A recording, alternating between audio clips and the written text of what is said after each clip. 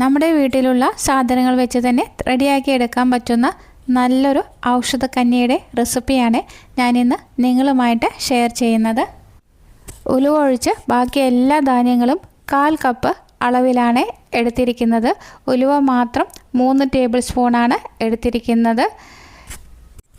1/4 cup അളവിൽ മുഴുവനായിട്ടുള്ള ചെറുപയർ 1/4 cup, വൻപയർ 1/4 കപ്പ്, മുഴുവനായിട്ടുള്ള ഗോതമ്പ് 1/4 കപ്പ്, ഉഴുന്ന് 1/4 കപ്പ്, നവര അരി 1/4 കപ്പ്, മുതിര 3 ടേബിൾ സ്പൂണ്, ഉലുവ എന്നിവയാണ് ഇട്ട് കൊടുത്തിരിക്കുന്നത്. ഇത് തലേന്ന് രാത്രിയാണ് ഞാനിത് ചെയ്യുന്നത്. ഒരു പാത്രത്തിലേക്ക് എല്ലാതും കൂടി ഇട്ട് കൊടുത്ത് നന്നായിട്ട് കഴുകി വൃത്തിയാക്കി എടുക്കാം. ഒരു 2-3 പ്രാവശ്യം നന്നായിട്ട് കഴുകിയതിന് ശേഷം ഇതിലേക്ക് ധാരാളം വെള്ളം ഒഴിച്ചു കൊടുക്കാം. തലേന്ന് രാത്രി തന്നെ നമുക്ക് ഇത് സോക്ക് ചെയ്യാൻ വെക്കുകയാണെങ്കിൽ നമുക്ക് രാവിലെ ബ്രേക്ക്ഫാസ്റ്റിന് ഈ ഒരു കഞ്ഞി കഴിക്കാൻ പറ്റുന്നതാണ്. ഒരു 2-3 ഇൻഗ്രീഡിയൻസ് ഞാൻ ഇത് രാവിലെയാണ് ഇട്ട് കൊടുക്കുന്നത്. 1/4 കപ്പ് അളവിൽ ഉണക്കലരിയും 1/4 കപ്പ് അളവിൽ കടലപ്പരിപ്പും ഞാനിതിൽ രാവിലെയാണ് ഇട്ട് കൊടുക്കുന്നത്. ഇനി ഇതിലേക്ക് ഒരു 2 ടീസ്പൂൺ ചതുപ്പ് കൂടി ചേർത്ത് കൊടുക്കുന്നുണ്ട്. ഇത് അങ്ങാടി മരുന്ന് ഷോപ്പുകളിൽ കിട്ടുന്നതാണ്.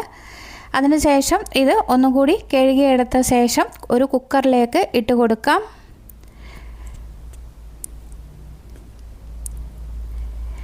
ഇപ്പോൾ കുക്കറിലേക്ക് ഇട്ട് കൊടുത്തതിന് ശേഷം ഇത് മുങ്ങത്തക്ക രീതിയിൽ വെള്ളം ഒഴിച്ചു കൊടുക്കാം. എന്നിട്ട് മീഡിയം ഫ്ലെയിമിലാണ് നമ്മൾ വേവിച്ച് എടുക്കേണ്ടത്. ഞാനിവിടെ ഒരു 4 വിസിലാണ് വരുത്തിയിരിക്കുന്നത്.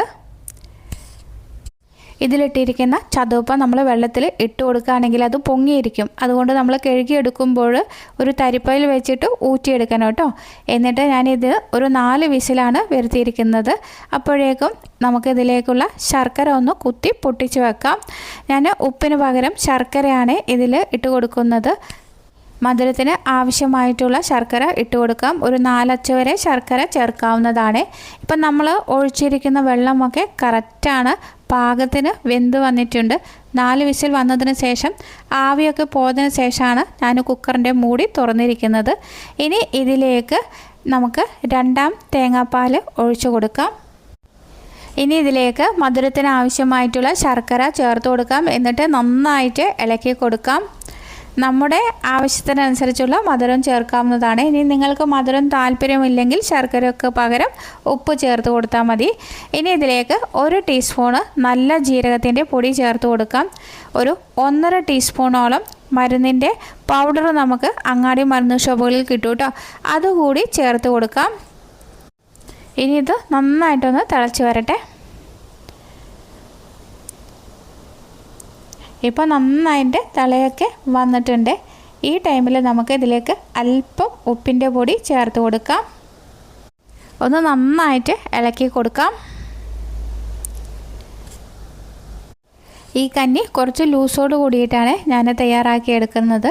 അപ്പോൾ നിങ്ങൾക്ക് ലൂസ് വേണ്ട, കട്ടിയായിട്ട് വേണ്ടവരാണെങ്കിൽ 2ാം പാലിൻ്റെ ആവശ്യമില്ല. 1ാം പാൽ ഒഴിച്ചു കൊടുത്ത് നമുക്ക് എടുക്കാവുന്നതാണ്. ഇപ്പോൾ അത് നന്നായിട്ട് തിളച്ച് കുറുകി വരുന്നുണ്ട്. ഈ അവസരത്തിൽ ഇതിലേക്ക് 1ാം പാൽ ഒഴിച്ചു കൊടുക്കാം. 1ാം പാൽ ഒഴിച്ചതിന് ശേഷം സ്റ്റൗവിൻ്റെ ഫ്ലെയിം ഓഫ് ചെയ്ത് കൊടുക്കാം. ഇനി ഇതിലേക്ക് ഒരു വറവ് ചേർത്ത് കൊടുക്കാം. അതിന് വേണ്ടിയിട്ട് ഒരു പാൻ അടുപ്പിലേക്ക് വെച്ച് കൊടുക്കാം. അതിലേക്ക് നെയ്യ് ഒഴിച്ചു കൊടുക്കാം. നെയ്യൊന്ന് ചൂടായി വരുമ്പോൾ ഇതിലേക്കൊരു 5-6 അണ്ടിപ്പരിപ്പും കിസ്മിസും ഇട്ട് കൊടുക്കാം. ഇനി 1 ടീസ്പൂണ് എള്ള് കൂടി ചേർത്ത് കൊടുക്കാം. എള്ള് പൊട്ടി വരുമ്പോൾ ഫ്ലെയിം ഓഫ് ചെയ്ത് കൊടുത്ത് നമ്മുടെ കഞ്ഞിയിലേക്ക് ഇത് ഒഴിച്ചു കൊടുക്കാം.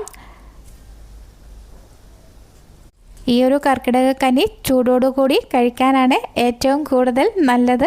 അപ്പോൾ വീട്ടിൽ നിങ്ങളെല്ലാവരും ഇത് തയ്യാറാക്കി നോക്കണം കേട്ടോ. ഈ ഒരു കർക്കിടക കഞ്ഞി 7 ദിവസം തുടർച്ചയായിട്ട് കഴിക്കണം കേട്ടോ. അപ്പോൾ നമ്മുടെ ശരീരത്തിനൊക്കെ വളരെ നല്ലതാണ്. ഈ ഒരു കർക്കിടക കഞ്ഞി നമുക്ക് ഒരു സെർവിങ് ബൗളിലേക്ക് മാറ്റി കൊടുക്കാം. ഈ ഒരു റെസിപ്പി നിങ്ങൾക്ക് ഇഷ്ടപ്പെടുകയാണെങ്കിൽ ലൈക്ക് ചെയ്യാനും നിങ്ങളുടെ ഫ്രണ്ട്സിനും റിലേറ്റീവ്സിനൊക്കെ ഷെയർ ചെയ്ത് കൊടുക്കാനും മറക്കരുത്. പുതുതായി ഏതെങ്കിലും കൂട്ടുകാർ ചാനൽ കാണുന്നുണ്ടെങ്കിൽ ചാനലിനെ സപ്പോർട്ട് ചെയ്ത് സബ് ചെയ്യാനും മറന്നു പോകരുത്.